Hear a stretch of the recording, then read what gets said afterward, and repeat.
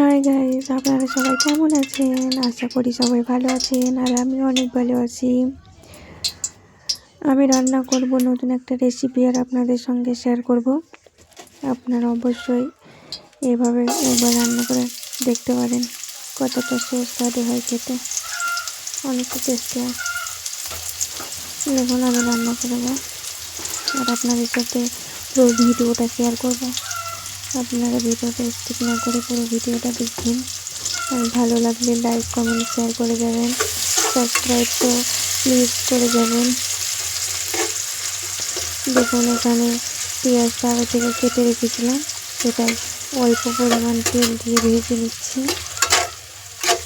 পেঁয়াজটা একটু লাল লাল হবে, তখনই দিয়ে দেবো আলুটা।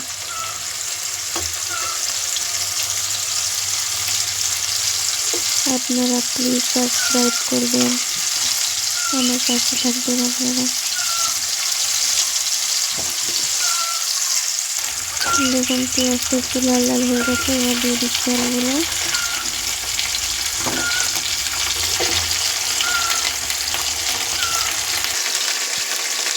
আলুগুলো লাল লাল করে ভেজে নিচ্ছি। আলুটা একটু ভাজা করে রান্না করলে বেশি খেতে ভালো হয়।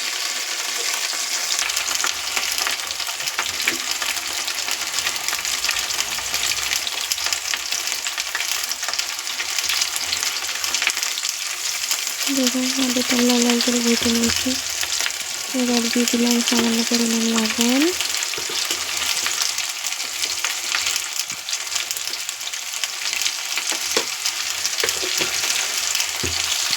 তারপরে দিয়ে দিলাম হলুদ,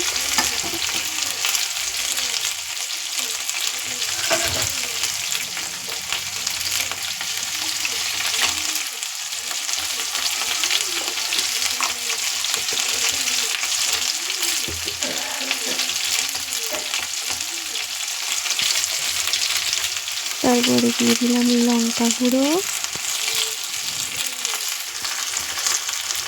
ভালো করে নাড়া দিয়ে নিয়েছি। এবার দিয়ে দিলাম মশলাটা দেওয়ার পর একটু অপর থেকে জল দিয়ে দিলাম, যেন মশলাটা ভালোভাবে হালকা গায়ে লাগে, ওই জন্য। আর এটা কি আলু আপনারা কমেন্ট করে জানাবেন। আমাদের এখানে তো এটাকে বলে গড় আলু, আপনাদের এখানে কী বলে আপনারা কমেন্ট করে জানাবেন। দেখুন মশলাটা ভালো করে কষিয়ে নিয়েছি। আলুটা কেমন লাল লাল করে কষানো হয়েছে, দেখুন যত কষাবেন ততটাই ভালো লাগবে খেতে।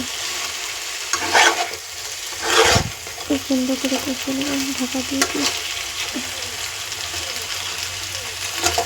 দিয়ে যদি কষানো যায় তবে আলুটা হাফ সিদ্ধ হয়ে যায়। অল্প পরিমাণ জল দিয়ে আলুটা সিদ্ধ হয়ে যাবে। দেখুন আমি দিয়েছিলাম অল্প পরিমাণের জল।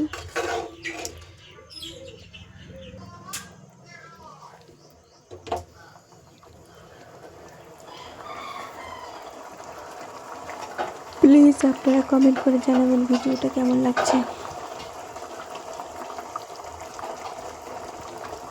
আর আমার পাশে থাকার জন্য সবাইকে থ্যাংক ইউ।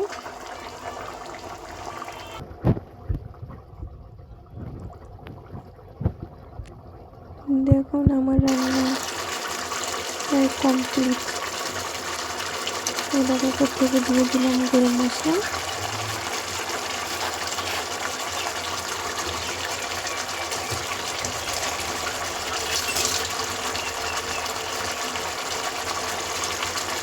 আমার রান্নাটা হয়ে গেছে,